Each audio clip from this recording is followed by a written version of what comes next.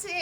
এবার এটাকে কেটে তো রান্না করে ইঁচড়টা খাওয়ার রান্নার পালা। জন্য প্রথমে কিন্তু আমি ইঁচড়টা কেটে রেডি করে রেখেছি। আর ইঁচড়টা আজ আমি খুব মন দিয়ে ভালোবেসেই রান্না করব। বাজারে যেহেতু এখন নতুন ইঁচড় উঠছে, কচি ইঁচড়, ইঁচড়টা রান্নার জন্য প্রথমেই একটা মশলা তৈরি করে নেব। তার জন্য শুধু কড়াইতে গোটা জিরে, ধনে, গোটা চারেক শুকনো লঙ্কা আর গোলমরিচ ভেজে আমি গুঁড়ো করে নেব। আর এদিকে আমার ইঁচড় আর আলুটা আলাদা আলাদা করে কেটেই আলাদা আলাদা করেই লবণ হলুদ দিয়ে বেশ কিছুটা সময় সিদ্ধ করে নিয়েছিলাম। বেশ গলেও যাবে না, আবার শক্তও থাকবে না, আটাটা জাস্ট ছাড়ানোর জন্যই কিন্তু সিদ্ধ করে নিলাম।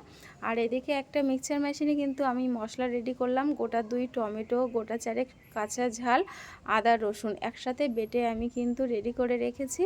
এবার কড়াইতে লাল লাল করে আলুটা ভেজে তুলে নেব এক এক করে। তারপরে আমি ইঁচড়টাও ভেজে তুলে নিলাম।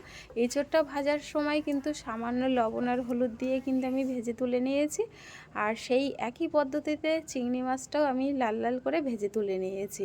এবার কড়াইতে যে তেলটা ছিল তার সাথে আর কিছুটা পরিমাণ সর্ষের তেল অ্যাড করেই আমি ফোড়নে দিয়ে দিলাম গোটা গরম মশলা, জিরে আর শুকনো লঙ্কা, তেজপাতা।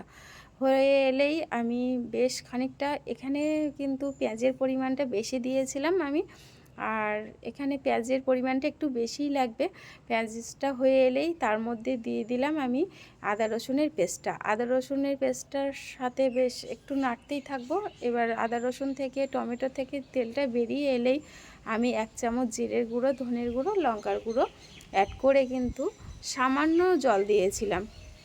মশলা ধোয়া যেটা জলটা আর কি, সেটা দেওয়ার পরেই কিন্তু আমি ভেজে রাখা আলু আর ইঁচড়টা অ্যাড করলাম।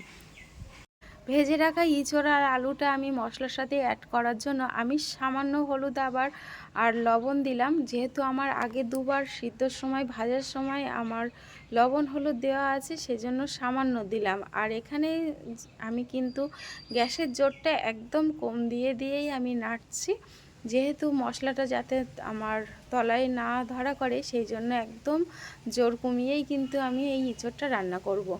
আর ইঁচড় আর মশলাটা মিশিয়ে নেওয়ার পরে আমি ভেজে রাখা চিংড়ি মাছটা ওপর থেকে ছড়িয়ে দিলাম। আর সামান্য জল দেব, দিয়ে কিন্তু গরম জলই দেব, 1 বাটি মতো সামান্য জল দিয়েছিলাম। দিয়ে থালাটা চাপিয়ে দিয়েই কিন্তু জোরটা কমিয়ে আমি ঢেকে ঢেকে নাড়তেই থাকবো। এবার হয়ে এলেই আমি এর মধ্যে দিয়ে দেব বেশ কিছুটা গরম মশলার গুঁড়ো আর বড় চামচের 1 চামচের বেশি একটু ঘি। তো ঘি আর গরম মশলা দেওয়ার পরেই আমি এবার অ্যাড করব ওপর থেকে আমার ভেজে রাখা বাড়িতে তৈরি করা মশলাটা। মশলাটা আমার বেশি হয়ে গেছে, তো অতটাও দেব না, যেহেতু আমার এখানে গরম মশলা আর ঘিটা অ্যাড আছে। তাও এখানে আমি অল্প পরিমাণ মতোই দিলাম। আমার রেডি হয়ে গেছে ইঁচড়ের তরকারি। তো এইভাবে আপনারাও একদিন বাড়িতে বানিয়ে খেয়ে দেখুন, অবশ্যই ভালো লাগবে। আর আজ আমার ইঁচড়ের রেসিপিটা আপনাদের কেমন লাগলো অবশ্যই জানাবেন। আর পুরো ভিডিওটা দেখার জন্য সবাইকে ধন্যবাদ। আজকের মতো